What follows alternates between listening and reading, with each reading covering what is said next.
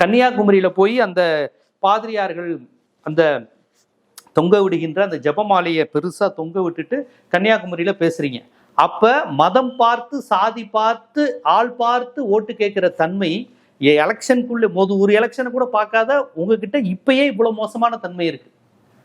முதல்ல ஒரு ஆட்சியை பிடிக்கணும்னு நினைக்கக்கூடியவர்கள்ட்ட அடிப்படையில் இருக்கக்கூடிய தலைமை பண்பு என்னது?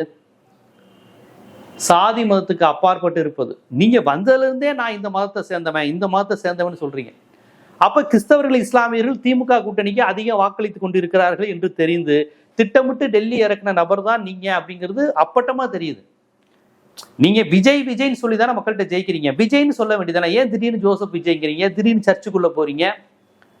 புரியுதுங்களா? மக்களின் நம்பிக்கைகளை வைத்து அரசியல்வாதி பேச ஆரம்பிச்சா எச்சரிக்கையா இருங்க.